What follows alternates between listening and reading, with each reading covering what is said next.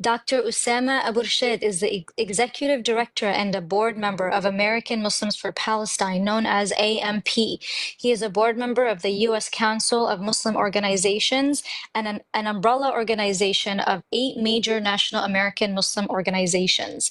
He lectures frequently on Middle East and American politics. He is a regular commentator on Palestinian and Middle Eastern affairs, as well as on the American domestic and foreign policy on various Arabic satellite TV channels such as Aljazeera. He authored or co-authored several books in Arabic, and he published dozens of studies and articles in Arabic and English on issues relevant to the Middle East and its political climate. He is the co-author of the controversial study Hamas, Ideological, Rigidity, and Political Flexibility, which was published by the United States Institute of Peace in 2009. He's a community activist and speaker. Dr. Abuirshaid completed his PhD in political science at Loughborough University in the UK. Welcome, Dr. Osama Abuirshaid. We are so glad to have you with us today. Thank you. Thank you. I know you're a bit under the weather, but we appreciate you still joining us and being with us today, alhamdulillah. Inshallah, you feel much better. So we'll try to make this a shorter live than usual, but inshallah, a very educational one.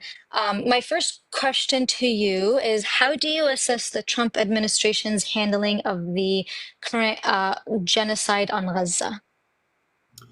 Well, first, thank you for having me, and thank you for everyone who is attending this live stream. By the way, this is my first time on TikTok. Never downloaded it before, never knew how it works, and I'm still learning. And also, I start with an apology. I have the flu today, and I barely can speak, so I hope you understand what I say, what I'm trying to relate to all of you. Now, in regards to the question you asked, I think everyone understands that Trump lacks a coherent and consistent approach to Israel's war of extermination in the Gaza Strip. Rather, his approach is erratic and confused. But the general framework of this approach is pro-Israel bias. What do I mean by this?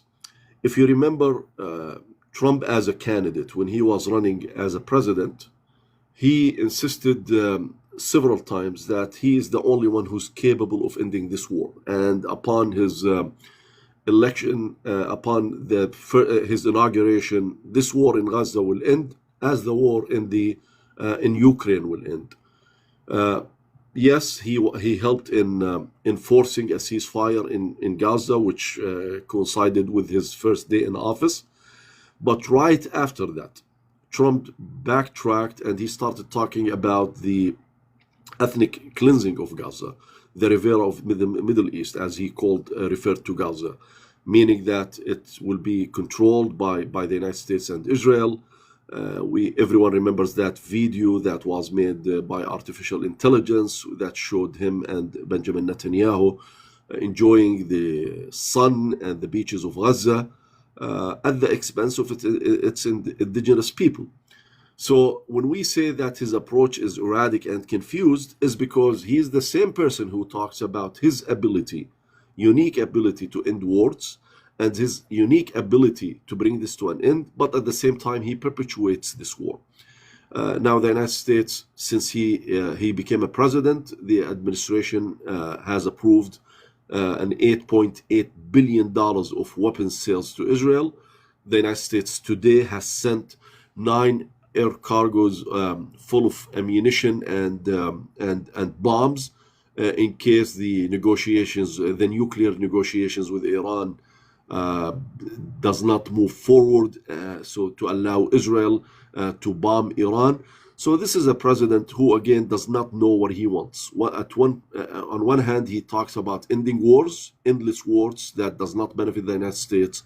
On the other hand, he wants to continue his policy effectively is perpetuating these wars. So if you ask me about what Trump wants in Gaza, no one understands. He said about evicting the Palestinian people from Gaza, and then he backtracked and he said, that's not what I meant. And then he went back and he said, no, that's what I meant. So if anyone asks Trump, what do you want? I don't think Trump knows what he wants when it comes to Gaza. But again, the general framework is this bias, complicity, enablement of Israel to continue and to push on forward with its genocide in the Gaza Strip. Yeah, that's I agree with you 100%. It's very unfortunate that this is where we are at now and who we have as leading. But this kind of goes into my next question. And I know you've mentioned prior in your previous interviews, and you've spoken that this is not just a military conflict, but a narrative war. What are the most dangerous misconceptions about Palestine in the mainstream American media? So when we talk about the mainstream media, what we see is that this media is trying to portray this war as having started on October 7th, 2023. As if Gaza hadn't been under siege for the past 16 years at the time. Now it's over 18 years. As if it hadn't been under occupation since 1967. As if the Palestinian people hadn't suffered aggression since 1948, when Palestine was occupied and Israel was founded. As if the crime that was committed by the UK, by Britain, against the Palestinian people in 1917 did not exist when Great Britain promised a national homeland for the Jews in Palestine at the expense of the indigenous people of Palestine.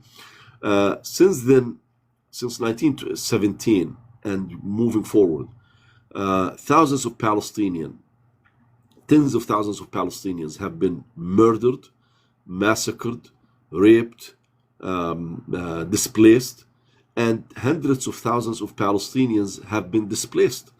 Now we're talking about a nation of refugees. The Palestinians is a nation of refugees, whether within the West Bank or in the Gaza Strip.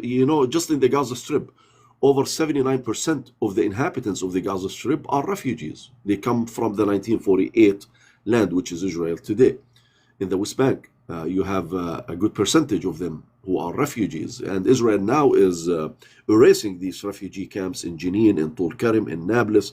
So far, it had displaced 60,000 people, basically ethnically cleansing them within the West Bank. And let's remember that according to the international resolutions and international law, the West Bank and Gaza, including the Gaza Strip, the West Bank, including East Jerusalem, are occupied territories. Now, I'm not going into the historical narratives. I'm talking about what the international law says. So Israel has no business at the first place to be in the West Bank, to be in Gaza, and to be in Eastern Jerusalem according to international law. So that's where we have a problem with the mainstream media. They continue to use October 7th as a point of reference, as if the Palestinian people are not entitled for the same humanity, for the same treatment, for the same dignity, for the same respect, for the same rights like any other people. So the Palestinians can die from famine, can die from a brutal siege that was imposed on them since 2007, and no one has the right to speak out against it. But when Jews suffer, that's when it becomes a problem. Well, humanity is afforded to all sides. It shouldn't be afforded to one people. And we know where this these cause of a superior race leads us. We've seen this in America, we've seen this in South America, we've seen this in Africa, and today we're seeing it in Palestine.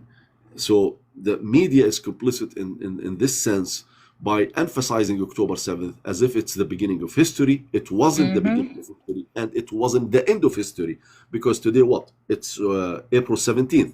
Is there a genocide that is continuing in Gaza or not? We're almost now 2 years into this genocide, over 18 months. So it didn't end on October 7th. It's still ongoing over 18 months. Over 60,000 Palestinians have been killed. Over hundreds of thousands have been injured. 90% of the 2.3 million people who live in Gaza are displaced now, internally displaced. There is a real famine. Nothing has entered Gaza in terms of food, in terms of fuel, in terms of medicine, in terms of water. Since March 2nd of this year, nothing has entered Gaza. There is a real famine. We've seen kids who are dying, babies who are dying from the freezing cold. We've seen babies who are dying from famine and hunger.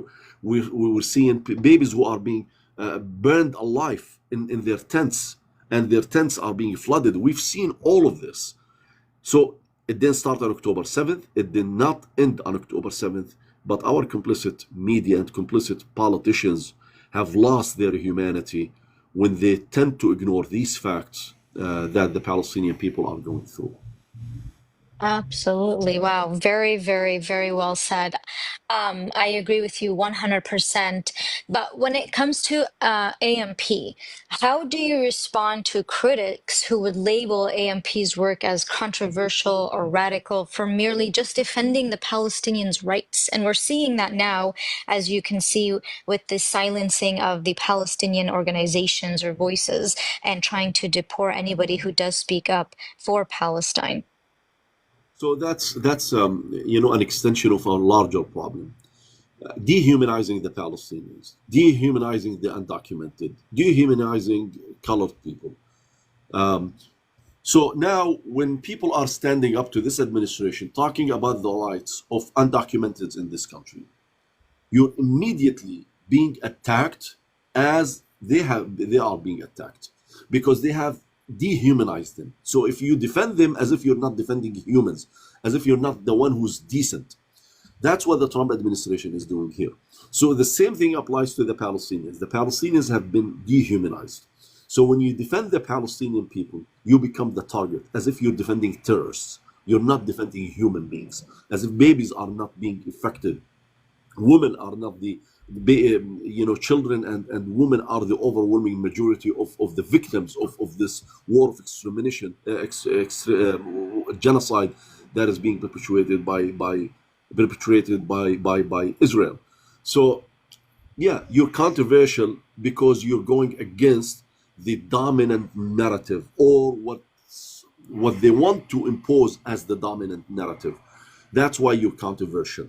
But we're not controversial. We're standing on the side of human decency, the human rights, human dignity, equality, freedom for all. And we have to continue to emphasize these meanings. So we're not controversial. In fact, we are on the right side of history. We're standing for justice and freedom and equality for all, as opposed to those who believe in a sort of supremacy in relation to others. And let's remember, the othering is a main construct in the Zionist ideology. Let's go back to I forgot what they refer to it, what they call it exactly, the nation law that was passed in 2018 by the Israeli Knesset, that gives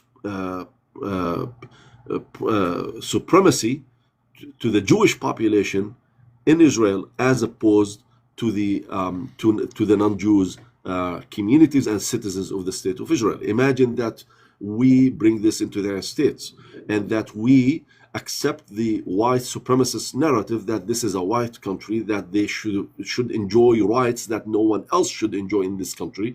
Imagine what the backlash is going to be.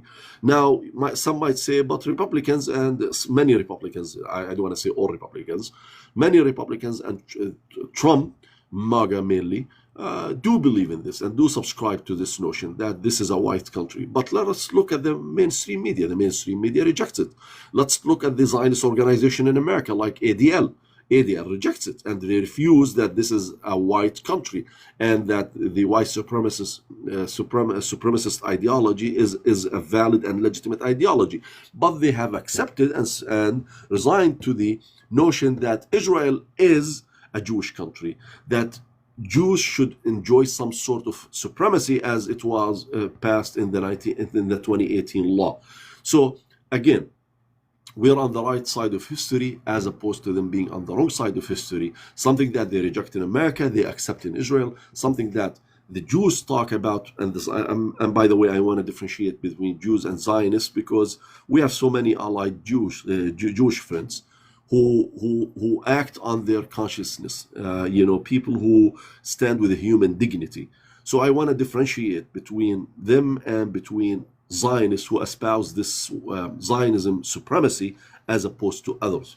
Um, that's what we need to focus on and continue to push with this, so we're not controversial. The reason why they try to label us, the reason why they try to predefine us, is because they know once people hear our argument and hear our side of the story, our narrative, they're going to lose on the merits of the argument. That's why they try to predefine us, call us terrorist sympathizers, controversial. So they're predefining you. So they're creating that wall between you and the general public. But we have to continue to dismantle this wall of illusion, this wall of deception, this wall of lies, until we succeed, inshallah, and we will succeed, inshallah. Inshallah, inshallah. We definitely will. We will see a free Palestine very soon, inshallah. Um, what legal tools or alliances is AMP leveraging to fight back against the silencing of Palestinian voices on college campuses and in public life? So, in my bio, you mentioned that I'm a board member of the USCMO, although, and I just noticed, saw your email, your text that you sent me It's about. okay. Yeah, and I sent you an update, but I know it was too late. It was like few minutes before we got Mhm. online. So I'm not only the executive director of AMP, but also I'm the chairman of the U.S. Council of Muslim Organizations, an umbrella organization of eight national Muslim organizations and dozens of local organizations across the country. So one of the things that we worked on as AMP and as the USCMO is that now we're reaching out to organizations that civil rights organizations, legal organizations that are defending free speech in America, defending the right of undocumented, defending our constitutional rights in America. We have the First Amendment guarantees every human being that live in America, not American citizens only, the right for the freedom of expression, freedom of assembly, freedom of religion, freedom of media, the freedom of press. Also, we have something called the right to dissent. So now we're engaging with civil and legal organizations, civil rights and legal organizations, to create that shield that protects minority groups in America, to protect the Muslim community, the Palestinians, Palestinian activists, students in college, in campuses. That's something that we're working on, in addition to our work in advocacy, engaging members of Congress, trying to apply grassroots pressure on elected members of elected officials. So we were working on different tracks, trying to build that that movement to be in a position to apply the needed pressure on our elected officials and our government, not to continue to abuse our constitutional rights and our civil liberties in this country. And what can we do? Because a lot of the times we feel like there's no hope. What can we do? There's nothing that we can do. What could the public that wants to do something, those activists, how can we help you help, Palestine? What can we do as a community? Look, I understand that many people are fearful, and for good reasons. But what we have to remember is that when we thought that this was only about Palestine and Gaza, now we see it in America. Before we started this conversation, my colleague here told me about a story of an American citizen who was born and raised in America, in Florida, who was arrested by ICE 48 hours ago. Oh my gosh. Although Very recent. yes, although the judge has his birth certificate and his social security, still ICE claims that this guy came as an illegal, undocumented immigrant to the United States. The guy was born and raised in America. Oh my gosh. When we're silent about injustice somewhere, it's gonna dominate, and it's going to become the prevailing tool that is applied to everyone. So people who are saying that we should stay away from defending the Palestinian rights, we should stay away from defending racial equality in America, we should stay away from defending freedom of expression in America, I tell you, you allow this to happen, it's gonna haunt you, it's gonna come after you. It's not that I want to be in this business. I myself, our organization, AMP, is facing 9 frivolous lawsuits accusing us of being accomplices in October 7th. And by the way, it includes some other Jewish organizations. I just want to mention the names out of respect for them. But some Jewish organizations in America are accused of being accomplices in October 7th. Just this shows you how desperate they are. So as an organization, we're facing 9 frivolous civil lawsuits. On a personal level, I'm facing 2 frivolous civil lawsuits. But again, it has to do with what do we live for. It has to do with the greater purpose that we have in this life. It has to do with the sense of mission. There are goals and purposes that are beyond us, greater than us. When you see the people of Gaza suffering, you can't just turn a blind eye to their suffering. When you see, undocumented or minority groups in America are suffering, and you pretend as if this has nothing to do with you, again, it does. It gives us a sense of mission. It gives us a sense of meaning on a personal level. And also, we know that if we don't stand to injustice, we are all going to be the victims of it. So my advice for everyone is to always espouse this sense of meaning and the sense of mission. And while being cautious and wise, also you have to know that being cautious and wise do not negate the fact that you need to be courageous. So yes, we want to be cautious and wise, but also we want to be courageous. Otherwise, we will end up the victims of what we're trying to avoid. Wow, very, very well said.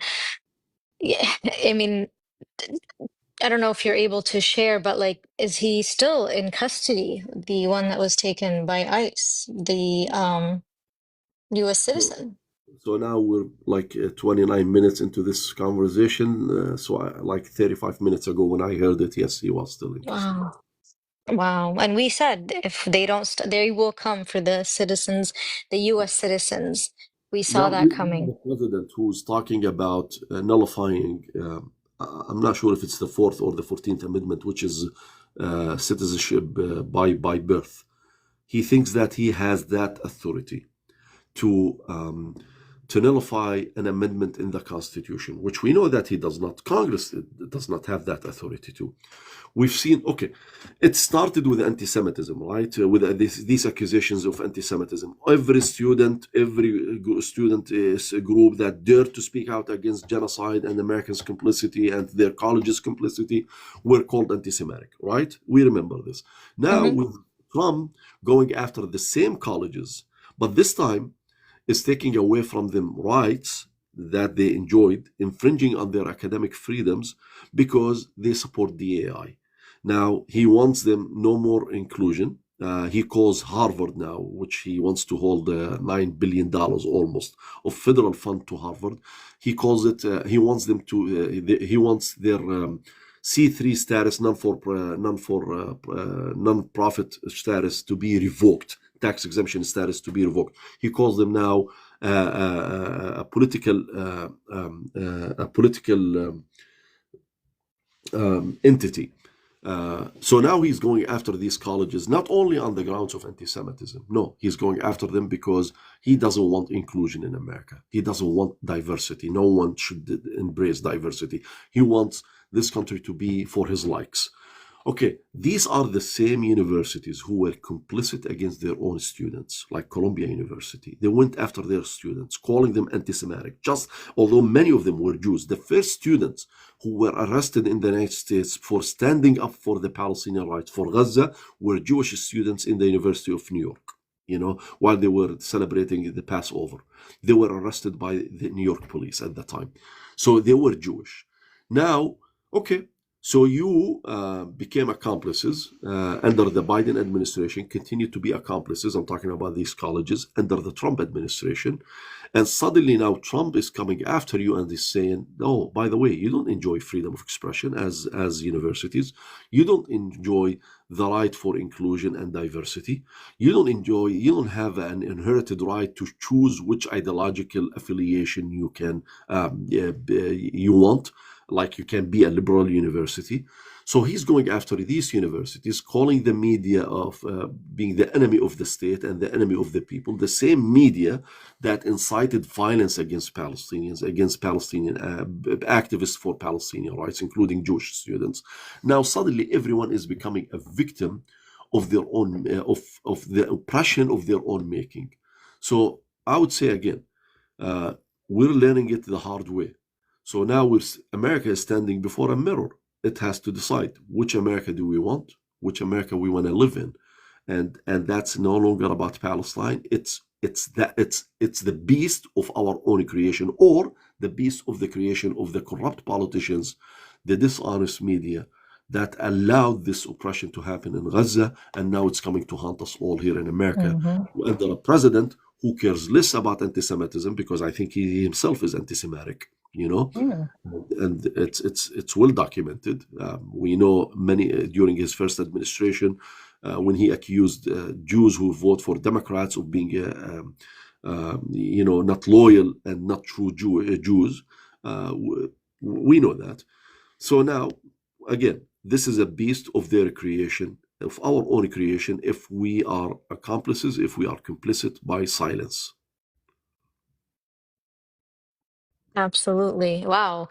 I think that's very important to remember when you brought up that he himself is is anti-Semitic, because I think people forget that who he was, like you mentioned before, and what he has said. Let us Um, remember, I'm sorry to interrupt. Let us remember under his first administration, when white supremacists were rallying in Charlottesville, Virginia, yeah. when they were chanting, "The Jews will not replace us." He came and he defended them. He said they're good people. Let us remember this. Yeah, wow. And the thing is people do forget that, because a lot of people who do support Israel did support vote for Trump, and they forgot that. So that is very important for people to remember who we are dealing with. But I do agree that right now it is whatever is going on, the silence of the people watching and witnessing Gaza is now coming to haunt us here in the United States. But this is kind of my few last questions, but what motivated you personally to take up this work, and what keeps you grounded in the face of so much injustice and resistance? Well, number one, I'm a Palestinian. So I belong to the Palestinian people. Yes, I grew up in Jordan as a Jordanian citizen. I love Jordan. Jordan for me is as Palestine. It's my second home. America is my third home. So I have the same love for Jordan, for the United States. But I'm at the end of the day, I'm Palestinian, and that's where it starts from. Yes, I never was under occupation, never was subjected to the brutality of occupation, but had my grandfather did not uh, leave Palestine, I would be under the same brutality, under the same occupation. So I owe my people to stand with them, to stand for them. That's one thing. The other thing is that my humanity, I'm driven by my humanity too. The Palestinian people are oppressed people. That's why I stand with them too. Again, we have to decide which side do we stand on. Do we side with the oppressor? That's why I stand against Saudi Arabia and Yemen, against Saudi Arabia and Emirat, UAE, and that's why I stood against Iran in Syria.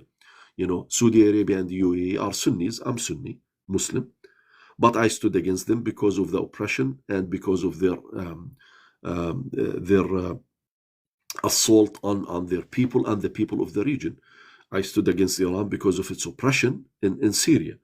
Uh, I'm guided by my humanity, and also I'm guided by my religion. The Quran is quite clear when it tells us, وَلَا يَجْرِمَنَّكُمْ شَنَآنُ قَوْمٍ عَلَىٰ أَلَّا تَعْدِلُوا. Don't ever let your hatred of any group of people, any individual, not to be just. So no, we have to be just. So yes, I am Palestinian, but also I'm a human being. I'm a Muslim that stands with justice. But at the end of the day, I have to stand with the people that I belong to, not only because they're oppressed, because they have legitimate rights to live free, to live in their homeland with dignity and freedom. I was banned from visiting Palestine prior to me obtaining my citizenship in the United States. And I was placed on this ban list in 2015. In 2017, when I became a citizen, I was advised by the State Department at the time never to go to Palestine because the Israelis might arrest me. In 2023, in August 2023, when we were pushing back against the visa waiver program that give the Israeli citizens the right to come to the United States without a visa. When we were pushing against it, and we were meeting with officials at the State Department, I told them, listen, I'm going to go visit, since you're allowing even settlers who are, according to our settlements in the West Bank, they call them illegitimate. They don't want to call them illegal. It's only semantics. If they say illegal, then that will trigger sanctions on Israel. So they call them illegitimate. This is since the Carter administration. I said, okay, Israelis don't want people like me to go there because I'm an activist for BDS. And there was a Jewish lady with us. She's white. And I said, you cannot be more Jewish, more white, more American than X. I don't want to mention her name here. But when she went to Israel, she was detained by the Israelis at the borders. She was tortured, and she was, she was deported. She wasn't allowed in. Although she asked for the citizenship by law in Israel, she would have obtained it immediately, the Israeli citizenship. I said, okay, she wasn't allowed in because she is an activist for Palestinian rights. So can you apply the same logic to the Israeli settlers who are, Israeli settlers who are defying the American laws? And they said, no, we can't do this. We treat them all equally, as we expect them to treat all Americans equally. I said, but they're not treating all Americans equally. So, a long story short, I ended up going. And the Israelis had to swallow me to allow me in, although they didn't know how to deal with me because I went through a bridge between Jordan and Israel, so they didn't know that I was coming. But they had to let me in because they knew I was coming there to test their adherence to the reciprocity in the visa waiver program. And when I went and visited the village that we come from, that was the first time. It's in the 1948 land. That was the first time I felt the sense of belonging, that I belong to somewhere, that I come from somewhere, that we had a land, that we had a heritage, that we had a bigger family than our family in Jordan. And all of these things I'm denied of because I'm a Palestinian, because Israel was founded on the ashes of my people and my land. So I owe it to Palestine, and I owe it to my people, as I owe it to my religion and to my humanity. Are you able to go back now, or you're not allowed? I don't feel safe because Yeah, I don't doubt that they might do something, and I don't trust that my own government here in the American yeah. government will stand up for me. And because you mentioned Jordan, we're seeing, because they border Palestine, what would you say to the lack of of movement from the Jordanian government and from, I know the Jordanian population all stands with Palestine, but they are also silenced. What would you say about that? And that is going to be my final question. Well, we know all of our governments, Arab governments and Arab regimes, are not standing for the Palestinian rights. So Jordan is no exception here when it comes to the Palestinian rights. Although we have to acknowledge that Jordan has set up some field hospitals in the Gaza Strip, sent some humanitarian aid to the Palestinians in Gaza in coordination with the Israeli government since there's a peace treaty. But on the other hand, we know that Jordan is not doing enough, and this is a broader problem with the entire official Arab regime. Now, when it comes to the people of Jordan, they're like any Arab, any Muslim population, and I would say any people of consciousness. They're standing with the Palestinian people. So it's a bigger problem than Jordan. It's a problem with the entire official Arab regime that, by the way, is oppressing its people as Israel is oppressing the Palestinians. Yeah, 100%. Thank you so much, Dr. Osama Abuirshaid. I wanted to see, I know there was a few people that did have a question. I don't know, Janine, if you did, but if you did, I can start with you. And I don't know, Lal, if you did, and then I know Linda had a question. Okay, we'll start with Linda, and then Lal, if you have a question, let me know. Assalamu alaikum, Dr. Osama. Salamtak. I hope you feel better. I feel your pain. I'm going through it too. Thank you for all of your work. We do have some journalists from the ground in Gaza who are in the live right now, and they had a few questions for you. They wanted your perspective on the active targeting of the journalists, whether or not you believe that this is to silence the truth from being documented. My question to you regarding that is, what can we do as advocates to help protect them and to continue to spread their word? They also wanted to know what you see as a long-term solution between Israel and Palestine. Thank you. So we know that targeting journalists is by design, and not only targeting them with missiles and bullets, but also trying to defame them and to question their credibility and neutrality, or objectivity, actually. I shouldn't be talking about neutrality. Neutrality is taking a passive position in relation to justice and oppression, but objectivity is taking the right side. So we've seen how Israel tried to question the credibility of some of the journalists of Aljazeera, accusing them of being members of Hamas or members of the Islamic Jihad. And when they killed some of them, they said, oh, by the way, this journalist was a member of Hamas. This journalist was a member of Islamic Jihad, just to tarnish their reputation and to question their credibility. So everything that you've seen coming from them is questionable, because these people are extensions of these factions. Now, of course, I'm not questioning the factions. I'm just trying to go from within their argument, not to accept their argument or their defamation of the Palestinian resistance movement. No, but we've seen. So what? Oh, I think he got a call.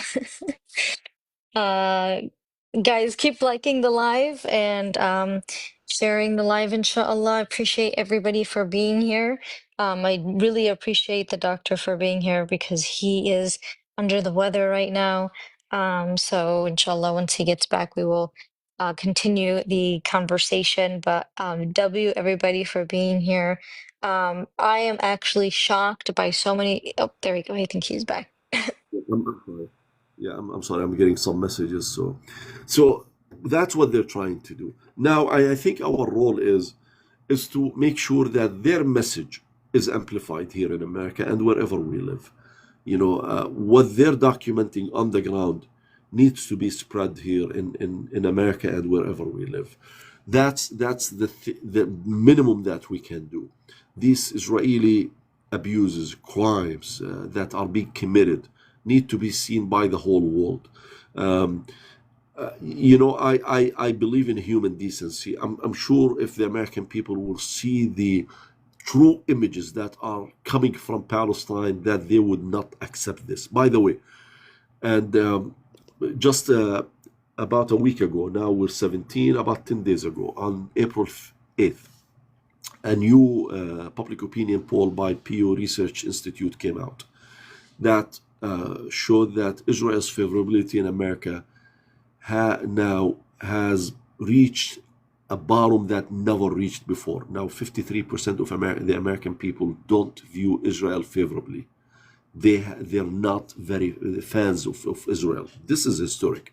Now some might say, but this is not translated into a change in policy, and I agree. That's our role now, is how we translate these new sentiments into policy. That's what organizations like American Muslims for Palestine is doing, or our C4 affiliate organization, Americans for Justice in Palestine Action, AGP Action, is doing. That's what JVP is working on. That's what IMEU is working on. That's what other organizations are working on. So this is what we need to do, is to create that bridge between the shift in the American sentiment and the policy making process in America. And it's not going to be only through public pressure or political pressure, but also through propagating the truth in Palestine, because knowledge is power, and images are stronger than words. So that's one of the things that we owe journalists in Palestine, mainly in Gaza, who are putting their lives on the line, basically. And we've seen, I think, so far, until now, Israel has murdered at least, I guess, maybe 265 journalists in the Gaza Strip. The second part of the question, I just want to inform everybody, in case you all did not hear the news, Hamas did reject the proposal. One of their terms is that they end the Iron Wall operation in the West Bank. So keeping that in mind, what do you see as a long-term solution?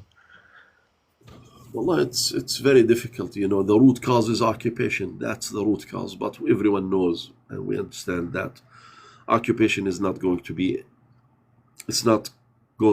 uprooted and come to an end, at the minimum, in the foreseen future. We have to remember that the Palestinians in Gaza are in a very difficult position. If they accept what the Trump administration and Israel are offering them, that means a continuation of the war. If you give up all of the hostages, then Netanyahu will start the war next day.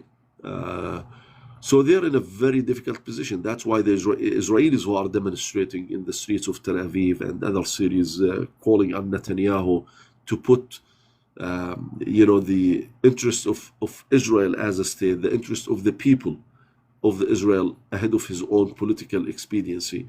But Netanyahu refuses to do that because it's his best interest to continue this war of genocide. He's someone who's facing corruption charges. He might end up in jail.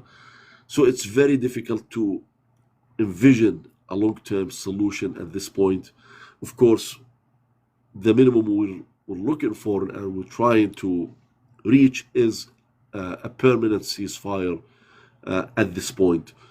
And then we can think about where things will go from there. It's very complicated. The PA, the Palestinian Authority, I don't want to go into the Palestinians' divisions, but it's not a side that you can trust. It's not a party that you can trust, unfortunately. The Arab regimes, mainly Egypt, is not a party that you can trust. Of course, Israel is the aggressor. The United States has shown that it's a full partner in this genocide. Honestly, it's just very difficult. At least at the minimum now, we just want a ceasefire, and then we can go from there. Inshallah. Thank you, Linda. We'll go to Lal. Go ahead, Lal. Assalamu alaikum. Thank you for being here, brother. I actually have this book. It's from the Palestine Laboratory by Anthony Lowenstein. It kind of goes along with what you were saying. I would like to read this excerpt. here. It says the Washington Post headlined a story with remarkable honesty in May 2021. Facebook's AI treats Palestinian activists like it treats American Black activists. It blocks them. It dismissed claims by Facebook and Twitter that it was the fault of artificial intelligence that Palestinian stories were disappearing online. Gillian C. York, Director for International Freedom of Expression at the Electronic Frontier Foundation, explained, in quote, ultimately, what we're seeing here is existing offline repression and inequality being replicated online, and Palestinians are being left out of the policy conversation, end quote. This was confirmed in late 2021 when leaked documents from inside Facebook proved senior executives didn't want to curtail extreme speech posted against minority groups in fear of offending, in quote, conservative partners, end quote. I just want to get your reaction and if you can kind of shed some light on any type of movement to counter this type of rhetoric, and these types of actions being done against our movement, whether it's Facebook, Instagram. This book also details, offenses that TikTok has even done against the Palestinian, pro-Palestine community as well, so on and so forth. If you can kind of shed some light on what your viewpoint is, that would be greatly appreciated. Thank you. Thank you. We launched a campaign as part of a coalition that included all members of the Palestine Solidarity Movement in the United States to talk to these social media platforms, and mainly Facebook and Meta. So we had these conversations with them about the silencing of the Palestinian voices. And by the way, they don't hide it. Actually, we were told by some of their employees, I don't know if they were sympathetic with us or not, but they told us of this background shadow control, where you no longer receive a message from Facebook that you're violating a certain policy, but they just go and decrease those who see what you write, if you're writing something on behalf of the Palestinians, because it doesn't violate any of their policies or existing policies, but for them it contradicts what they stand for. During the 2021 attack on Gaza, the Israeli attack on Gaza in May 2021, at that time Benny Gantz was the Israeli defense minister. He met with the executives of the social platforms here in the United States, and he asked them officially to control and to censor the Palestinian content, and they have all agreed to that. So we have been pushing against these platforms, and now I guess those who were neutral on this, they have to revisit their positions, because right after Trump won the presidency, we've seen all of these executives of these social platforms coming, kissing his ring, basically submitting to him. So now I think even those who were supportive of what these social platforms were doing to Palestinian voices, they have now to anticipate that the same thing will be done to them to try to please Trump. So this is a slippery slope, and I think this should be part of the argument that we make. Now we're working on a report also to show how these claims of anti-Semitism in campuses now came to haunt the same campuses that by Trump now trying to basically not only censorship them, but to bring him under his wing and under the MAGA wing. So this is part of the arguments that we're making, but unfortunately, I think it's going to take some time before we reach any results. And I'm hoping that something else now will emerge, or other platforms will emerge that are not controlled by the same complicit American platforms here that exist now. Thank you, Lo. Thank you, Doctor. Guys, I do have to get going, but I do appreciate you guys being here. Thank you, Lo. All right. Thank you so much, Dr. Osama Abuirshaid. I know you're not feeling well, so I wanted to cut it short, but thank you again for allowing us to have you here and be with us. I know, and you know, you're not feeling well and you're under the weather, but Alhamdulillah, this was absolutely amazing. I just wanted to let everyone know, to subscribe and to join the email, on AMP. What else is that, like the easiest way to join? Is it through social media to follow AMP? I mean, you can visit our website. We have American Muslims for Palestine, which is ampalestine.org, Mhm. and agpaction.org. AGP Action stands for Americans for Justice in Palestine Action. So ampalestine.org, agpaction.org. The AGP Action is our C4 affiliate organization that we do most of our lobbying and advocacy work under. Yes. And Okay, of yes. course, you can find us on all social media platforms as well. Yes, and I do have the website on my profile. So if you guys want to click there and check out the website for AMP, follow them on their social media as well. Please do, because we need to band together. We need to be together and push all of these organizations to be able to do more. So inshallah, we will do so. And Janine, did you have a question? Yeah, sorry. I wasn't able to hear. You said an American Palestinian was placed under arrest. Under what ground, No, if you don't actually, mind me asking?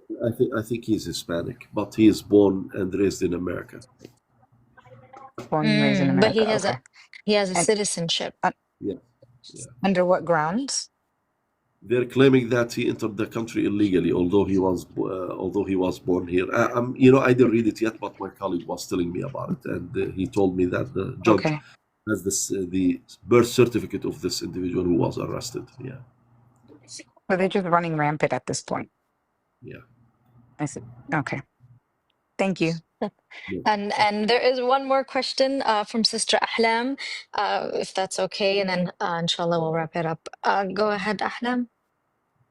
سلام يعطيك العافية and سلامتك. Allah. I just wanted to ask a question. So first, number one, Allah يعطيك, man. Wallah, honestly, you're a very big inspiration, mashallah, and you and your organization, like you guys really help push us and keep us going as well. So Allah يعطيك, thank you so much for doing what you do. Wallah, I really do respect you and I appreciate you.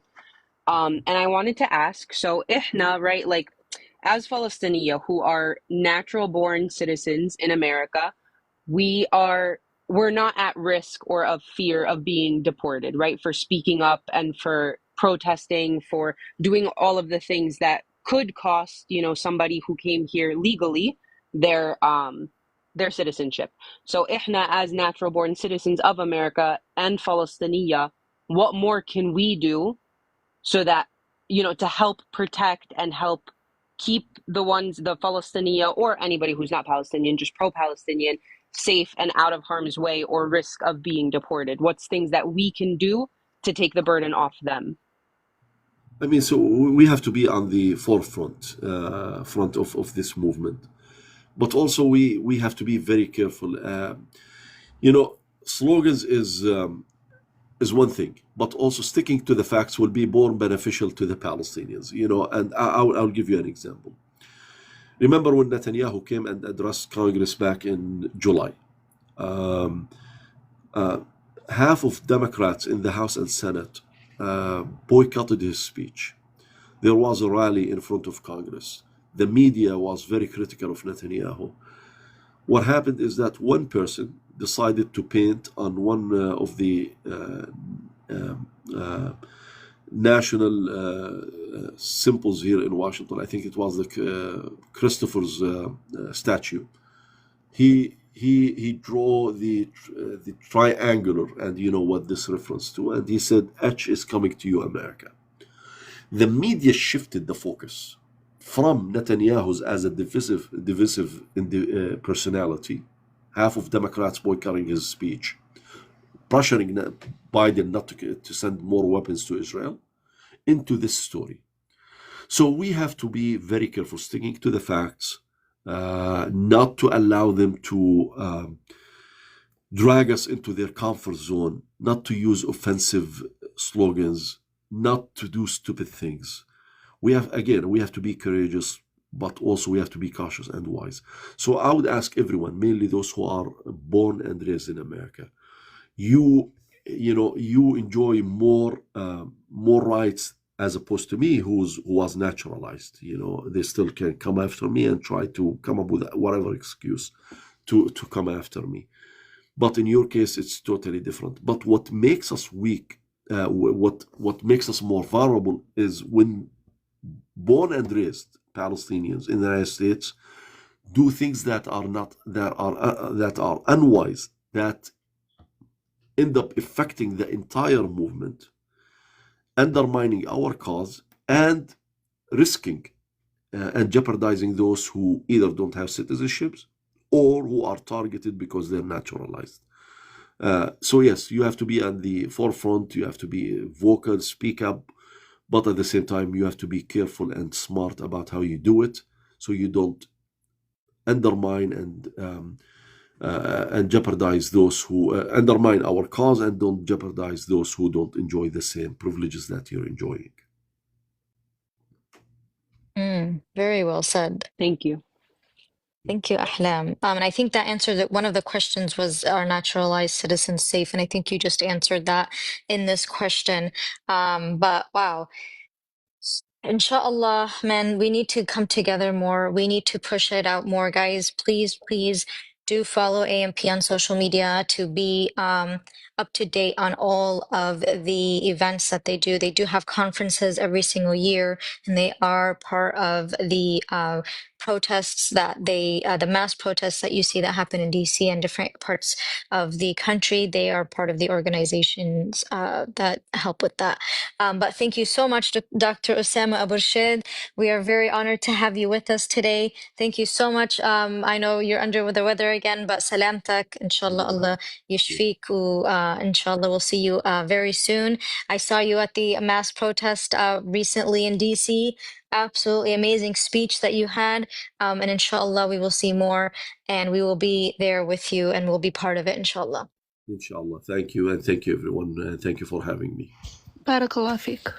Allah, thank you. Thank you. Right.